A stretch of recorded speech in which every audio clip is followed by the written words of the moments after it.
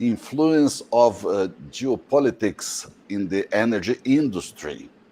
Syed Muhammad Osama Rizvi. It's a pleasure to have you here today with us. Good morning, good afternoon. Thank you so much, Armando. The pleasure is all mine. Thank you. Rizvi, please, could you please tell us a little bit about, sorry, you have a return here. No problem. Let me close here. Yeah. Could you Uh, please tell about your I career, think there's. professional career? Okay, I lost you there in the middle. Can you please repeat Yeah, that? sure. Could you please tell a little bit about your professional career?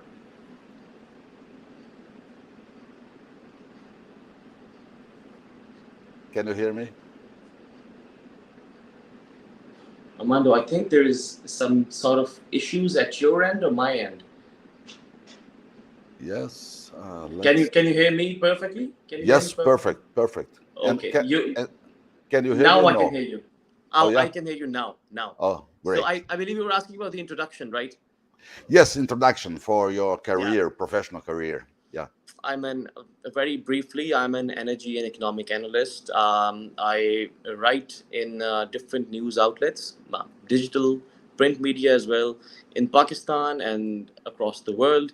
For instance, Oil Price, Seeking Alpha, The Development Magazine, and other outlets. The topics I mostly cover are commodities and global economy, and also very keenly the energy transitions and climate change. And during my master's in London, Goldsmiths University of London, I did my whole thesis on the challenges of energy transitions or for energy transitions in the global south, because I tend to focus on this part of the world as well, because I believe there is a lack of perspective from this side of the world.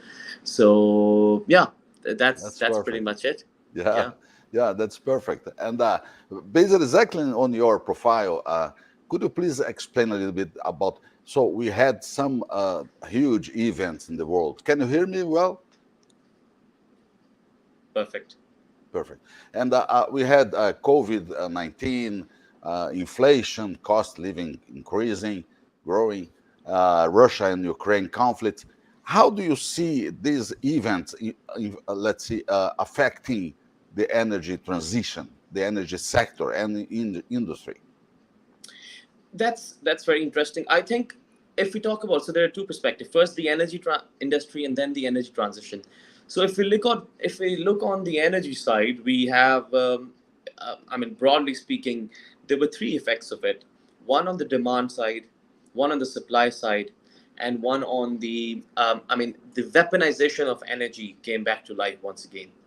So on the demand side, as you mentioned, we saw that inflation hit multi-decade highs across the world, in the United States, in Spain, in Germany, in France, across the world, in Pakistan, in Turkey, Latin America.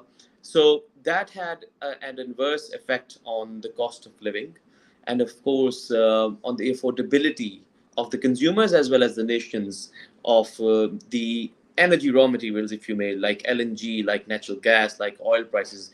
This holds true especially for countries that are energy dependent, right? That import a lot of their energy. So that was the demand side. So now there was a lot of there was a debate going on that uh, there will be a supply crunch very soon because of the lack of investments in oil and gas sector. We will talk about that as well. The investments have caught up recently, but still, so that narrative has now shifted towards demand destruction. That was cemented recently by OPEC plus surprise cuts, right? Because they also don't see demand at the level as they were previously seeing. So the demand side got affected as a result of, especially as a result of Russia-Ukrainian war and the resulting economic shifts in the world. On the supply side, however, due to the sanctions and due to the geopolitical conflicts, supposedly the supply should have also been affected a little bit. But this is a very interesting point and something that I also keep highlighting in my articles as well. At Primary Vision Network, in my videos, Mark Rosano does a great job of bringing this perspective that there has only been a shift, a reorientation of the flow let's say, of oil, but not an actual disruption to it, right? So on the supply side, while demand is now being reduced or facing downward pressures, the supply side kept almost the same. We see that, for instance, seaborne loadings, oil loadings from Russian ports have hit a recent high. Similarly, this Russia has found new customers in the form of China and India and Turkey and Malaysia, and other countries that are now taking in Russian oil and also sending it across the world. So we see that this oil has also found its way all the way to Europe. So Europe isn't buying directly from Russia, but Europe is definitely buying, or US is definitely buying refined products from India. Let's say, for example, exports of China's refined products have recently hit another high. So that also means that all of the oil flows as a whole, they have kept the same. So demand is reduced, supply almost the same. That has resulted into a fall in oil prices recently. The third part that the major thing that the energy sector has seen is the weaponization of energy. We all know, what the whole what was that? The the piece of turbine, right? For starting from there to sanctions to price cap to outright ban on Russian oil flows and gas flows to an increase in LNG prices to Qatar getting back on stage as the center of the in the LNG game. Countries like Pakistan and India and other countries in Africa facing issues in terms of sourcing LNG and the resulting electricity crisis in the country. All of this are the offshoots of the weaponization of the energy that I believe has surfaced back. It was there, always there. It is always an option, but now we are seeing a very blatant form of it. Also, we will discuss, I hope, about the rare earth elements, right? So something is also happening on that side as well. So all of this, these are the three areas I believe, I mean, that The were key most points. affected. Yeah, or the key point. In terms of the energy transitions, Hmm. because of the rising prices, I mean, we know that there has been more than I don't know, the natural gas prices that went at one Yeah. point went off the roof, right? The charts and everything. Now they're back, but still they're at their highest points when we consider the 5-year moving averages, right? So Hmm. that certainly caused a shift in in renewable energy. I was researching, and the stats keep changing. So, but the stats and the figures are also very misleading. Hmm. So there was a 4 times increase. I mean, in the last 6 years or so in solar power. Similarly, the wind power went up about 4 times in the last decade. We see that heat pump sales have increased a lot. We saw first time, according to the Bloomberg BNEF, Bloomberg Energy Forum, something like that. I've forgotten the full form. So they Hmm. reported that for the first time in 2022, the investments in renewables matched that of the fossil fuels, about $1 trillion, Hmm. right? So there was a lot of progress on this front. The Inflation Reduction Act came up. Other things, Europe learned how to consume less gas, although not without any consequences. The industry is still suffering. That said, on terms of the energy transitions, I believe there is a need of a lot more to be done. For Hmm. instance, the amount $1 trillion, it has to go up all the way to $4.5 trillion to chart a way for net zero by 2045 or Yeah. 2050. Good That's point. just one example. That's This is a just one good point. example. Yeah. So so I mean, and interestingly, most of this increase in investment, because people need to know this as well, about 50% of it came from one country, that was China, Hmm. right? Twice, 2.5 times that of the Europe. I mean, same amount of time than that of the US. So China is coming to the diplomatic front, to the economic stage as a very strong candidate, at least in the Eastern Hemisphere. That is also another consequence of the recent events. But you mentioned something about shift the oil, the supply side of oil instead of rupture. So the system is, let's see, equilibrated at that time. But Do you see some kind of narratives and activism in terms of climate change instead of oil and the fossil fuels? Yes. So the point is, sorry, yeah. So the point is, the I especially have I interestingly I wrote an article about this exactly, that why there's a need to reframe the narrative around energy transitions, right? And how do we and why do we need to reframe the very problem of climate change and how it is being put forward? And because it is the way that we frame the problem, the solutions are also the same, right? So a problem well defined is a problem half solved, and this problem has not been well defined. Most of the solutions, most of the narratives, most of the outlooks, they tend to they tend to overlook the asymmetries, the asymmetrical relationship, Mhm. right? The concentration of carbon emissions, the concentration of power, or the whole political economy of this energy transition. What I mean to say is that there cannot be a single solution that can be implemented across the world. Apart from the geographic, topographical, climatic, and cultural and social historical backgrounds, there also needs to be a consideration of the political economy of a certain country when we talk about energy transitions. Václav Smil, I can't find the book right now, but Václav Smil is an author that I follow a lot. He makes sense because he talks about what's there. You know, he's very pragmatic in his approach, and in his recent book, How the World Really Works, it's a brilliant book. We need to read it. So in that he has explained very beautifully. He has given a very interesting comparison. So of all this talk about energy transition and all the campaigns and the narrative, something that is amiss. There are lots of things that are amiss, but one Mhm. thing, for instance, about 3.1 billion people, right? 3.1 billion people. I had the exact figures as well. So about 3.1, yeah, 3.1 billion people, about 40% of the world population.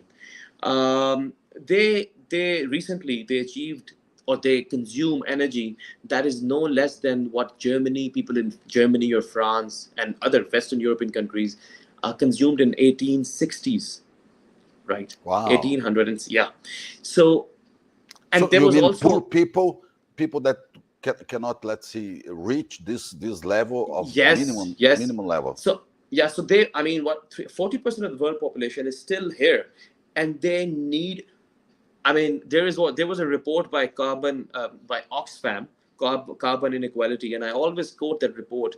It showed that how 15% of the people, 70 million people, richest people, accounts for 15% of global emissions, which Mhm. is more than the 3.5 billion poorest people. Yeah, It interesting. it is baffling. It you know it is. And secondly, and the author goes on, coming back to this point of Václav Smil, he goes on, if these 3.1 billion people, or the 40% or 35% of the world population, if they want to increase their standard of living, because they should, they're also equally humans, they will have to at least double or preferably triple their energy consumption, Wow. right? So how can we? I mean, is it? I ask you or the people who are watching, is it fair for me or any agency or any organization or any government to ask these 3.1 billion people to not consume energy? No, it's It doesn't impossible. make sense. It's No. impossible. And okay, the argument would be, okay, they should consume energy, but that should be renewable and everything. Up from in the first 20 years of the 21st century, there has been an about 20% or something increase in renewable energy capacity and investments, but still there has been only a 2% reduction in fossil fuels contribution in the primary energy mix of the world. So from 86%, still 84% of the world's primary energy mix includes fossil fuels, natural gas, oil, coal, and whatnot. I mean, so when after reading these facts, if you read an outlook by an XYZ organization that says 2050, all of them will be, everything will be renewable, solar is catching up with, it doesn't make sense. Also, electricity is not energy, right? Electricity is Yeah. only about 18 to It's an 20% of the global energy. intermediate Yes, energy. Yes. yeah. So it's, electricity is only accounts for 18 to 20% of the global energy mix. So if solar or wind has made a lot of progress in electricity, there is still 80% out there, other means of energy that needs to be converted to renewables. So you mean that wind and solar and renewables cannot supply this difference of potential Yes. of poor people to reach a minimum level of life? Yes, not. I mean, the scale, the time, the technology, the funding, and all of these things. Technical issues like power density, power intensity of renewable systems, intermittency issues. All of this needs to be taken into account, and if we do so, then I don't believe that these countries, like African countries like Pakistan, countries like many countries in Latin America, right? Hmm. We cannot just expedite this. There is a direct correlation between carbon emissions and economic growth. Whether we like it or not, Yeah. there will be more emissions there, and I would also say there has to be more emissions, at least to some countries. Some countries should be allowed to emit more so that they can also progress. They're at this end, they deserve to go towards this end. So that's the point I believe that is amiss in the whole narrative of energy transition, which is very Mhm. problematic actually, because it skews our understanding of it. At the same time, BRICS, the countries, Brazil, India, they are, let's see, receiving more potential countries to be part of this game. And Yes. they are doing business without dollar and then making a different kind of, let's see, business among them. So how do you see the energy transition, BRICS increasing, growing, and this new scenario of poor people reaching a minimum level of consumption? I believe, according to the EIA, recently there will be a 50% increase in energy demand by 2050, right? And most of it would come from non-OECD countries. Non-OECD countries. Most of it would be from the Asian continent because, of course, the rate of population, the amount of young people, the progress, the possibilities, the potential, and in that, I'm we can neatly tie this to what's happening on this front in terms of BRICS and everything. I believe I can see the world being divided into bifurcated into two blocks. So one part like BRICS or other countries, associated countries like Iran or Saudi Arabia that are knocking on the door of BRICS now, to become a part of it. I believe these are the countries that would pay attention to energy transitions, but not as such, because we have just discussed they've got people of whose lifestyle they need to improve, living standards so that would become this part, and then there would be European part or the Western part that can not only work on this, but they can also afford to work on such initiatives. So I see, if we are fortunate, then there might be a balance. A balance might be struck where these countries will increase their emissions while the other countries, advanced economies, might decrease it. However, unfortunately, if we get a reality check, that isn't happening. We all saw Germany, UK, everyone, they just scrambled to secure coal recently. Coal prices hit their highest levels in history recently Yeah. because of what's happening on the LNG front and gas. So all of these are reality checks that maybe a very hasty energy transition might not be good for the whole world. However, the coming together of BRICS, more potential possibilities and everything, that might give more weightage to what I or we are discussing right now. That might change the narrative, that might inject this global South perspective into the whole debate. And that would be for the betterment. That would be interesting. Yeah. Hizvi, do you see the sanctions, bans from the west to the east side of the globe can be reduced? You see that they can, let's see, attenuate this situation of today, or this is something that probably will keep the same level of sanctions and bans? It's very interesting. When you were talking about BRICS, BRICS has also announced the establishment of a new currency, right? That is in the works. We have seen that there is a lot of going on in terms of the international financial, part of the global economy. Yuan. being used, ruble being used internally, right? India is also keen on that. So there are some fundamental shifts happening uh, in this domain. And if the policymakers in the West are cognizant, are aware, or they have this far-fetched idea about this, so they would be just reducing down or stop imposing such sanctions. I don't say they just stop doing it at all, but they might reduce the use of it, because doing so have resulted in the emergence of another bloc. So from a strategic point of view, I'm talking about from a policy, from a strategic diplomatic point of view, the incessant imposition of such sanctions, across the board, would only undermine their own efforts, or would only undermine the current control of certain countries or organizations in the international financial system. That said, I do not see them acting so wisely. I believe the enterprise of sanctions will continue to be as such, until unless saner heads prevail.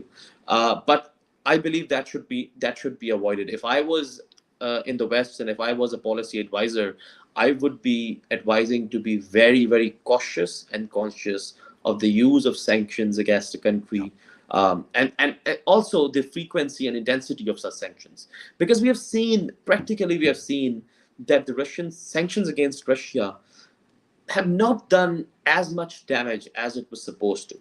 It is doing damage. 43% reduction. Russia has experienced a 43% reduction in oil and gas revenue. That's there, but still, the way it was being, the I mean, the way it was being perceived, it hasn't done that work. So I believe that it should be reduced. Everyone should tread very carefully. The world is now very highly multipolar, at least in some domains, right? So that can change things moving forward. At the same time, Rizvi, the minerals needed for renewables to construct the structure of renewables, wind and solar, they come from China and from other parts of the world, and this is very vulnerable for the West. I mean, and do you see any kind of new OPEC of minerals being created? That's a very interesting idea, actually. And if there is an OPEC of minerals being created, we all know who is going to be the de facto leader of that. China. Yeah. China controls about 85 to 90% of this rare earth mineral supply, in terms of solar as well. Recently, Chile has announced that they're going to nationalize Yeah. their lithium Impressive. industry. Impressive. This follows on a recent announcement by Mexico. And in Latin America, in Africa, most of these countries have contracts with what country? With China. So China tends to be including itself in this whole supply chain, and I believe this is interesting because it gives a more fair playing ground maybe to all other countries. It's nice. I actually welcome this development. So there is a chance of such a thing happening. It might not be institutionalized, like such as OPEC. It might not have an acronym, but in the background, um, de facto, that such a alliance can certainly exist. There is a possibility. Hmm. Hmm. Yeah. Rizvi, Pakistan and Brazil both have almost the same size, 200 and something million people living in. And what are the main, how do you see Brazil from Pakistan and from UK that you live with too? How do you see Brazil in this game? I found that if we speak about Pakistan and the Latin American continent as a whole, or South America, I haven't had the pleasure or the honor to visit there or go there. I have read Welcome. about, yeah, yeah, I would to Brazil. But I find that a lot of while I read about both the countries or the continents, I find that there are a lot of similarities in terms of the issues that we are facing. Uh, Probably it has to do because of the colonial legacies of the histories of that, or probably it also has to do with where we stand on the global economic ladder, Hmm. where we in which quadrant we fall. So I have found many similarities. For instance, getting a gas connection. I've heard that it is also very difficult in. Uh, I don't remember the country, but it was some South American country that it wasn't that easy. For instance, getting a land permit. So such administrative hiatuses, I believe, also exist there. Correct me if I'm wrong. Hmm. You mean other countries different from Brazil for No, land no, I'm saying permission? no, I'm saying that the problems that exist in countries like Pakistan, and they also happen to exist in the same frequency, in the Sure, same intensity in sure. these countries as well. Yeah, So sure, sure. that is what my limited knowledge about these countries can tell. But in terms of UK and a comparison with Pakistan or Brazil, I mean that in terms of systems, in terms of the per capita energy consumption, in terms of the Hmm. overall technological landscape, in terms of the overall infrastructural landscape, in terms of the development, they are far ahead. They are far ahead along many metrics and indicators. And that is precisely the reason that I want, the other countries to grow as well. And I'm a Yeah. proponent of this. You mentioned some countries from South America, for instance. We have very similar countries here, with difference, of course. But Argentina, that was very strong in the past, uh, Yep. Uruguay, Paraguay, but it's a different. Colombia that has oil exploration, and we have a mindset, a different mindset. The state and the government and enterprise are very intense in this region. Let's see.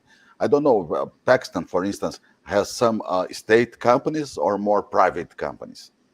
It does have a huge imprint of state-owned enterprises. Most of them are loss-making, as they mostly are. So I'm not sure about the composition of it, but they indeed constitute a majority of the business landscape. So there's a huge presence of state-owned companies here. Yeah, yeah, yes, Yeah, similar. Yeah, not yeah. different. But to conclude our very interesting meeting, Hizvi, let me ask you if the geopolitical uncertainty you see that it can intensify or attenuate in the next 5 or 10 years, and what do you expect for the Russian and Ukrainians conflict in terms of geopolitics vision?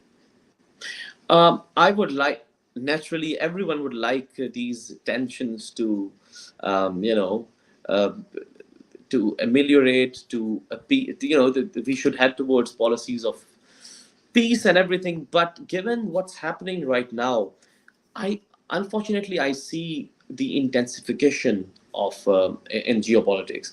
If we observe the world recently, I believe there has been nationalism or self-interests have taken the center stage recently, and ideologies of utilitarianism and cooperation and collaboration, they are gone on the back seat.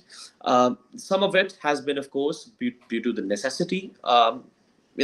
It had to be done, but some of it is also could have been avoided. So if we look at Taiwan, if we look at India and Pakistan, if we Mhm. look at China and India, um, if we look at the different militarization index, the Global Peace Index publishes this as well. So all of them show a more hostile world, if I may, Mhm. a world, countries which are centered more on, which are self-centered, right? That is a good thing as well, but that's also a bad thing. I can also see a lot of geopolitical shifts, especially in the Eastern Hemisphere, and that might disturb US, that might disturb Europe, and that might call for some reactionary steps from these countries that can further exacerbate the whole geopolitical spectrum. There has been some positive developments as well on the integration part, such as BRICS, such as the cessation of hostilities between Yemen and Saudi Arabia, Mhm. also what China did with Iran and Saudi Arabia. So that's there, but we still need to see how long does it last. But I'm saying all of these positive developments might also render a reaction from the other part of the world, because it can feel like they're losing control over, that part of the world, and that might result into a tussle. So the famous Thucydides trap might become a reality. Is it? It is a reality. And we can see the intensification of trade war. We can see the intensification of tariffs between US and China. It's already happening in the background. People don't, there's a lot going on that front as well. In terms of Russia and Ukraine, John Mearsheimer, I mean, he's a little controversial these days, but he makes a lot of sense. He wrote an article in Foreign Affairs titled Playing with Fire in Ukraine. So he made a very good point. He says, until or unless there is a truce or something, the war still goes on, and hence the possibility of escalation still remains there. Wow. What happens if I was reading Russia's who is taking care of Russian oil industry in terms of the services and the rigs and everything? What Hmm. happened if Russian oil production really starts to fall? It hasn't, but it really starts. What happens if a global recession hits the world and Russian countries like China and India, they don't have an appetite for oil? It is already not that much. So that can trigger a reaction from Russia because war is a very expensive business. So unfortunately, these flashpoints, these red flags are still there, and I do not see a very smooth ride moving forward. We'll keep the same level probably Yep, yep, for the long term. Yeah. yep. It was a pleasure, Syed Muhammad Osama Hizvi. And please, people that are watching us now, follow Osama Hizvi in LinkedIn. He has very insightful articles and posts. Thank you so Thank you so much. much. Thank you so Thank much for you. your kind words, Armando. Thank you. It was a pleasure. It was a pleasure. Have a good day. Thank you. Thank you. Thank you. You too. Bye bye.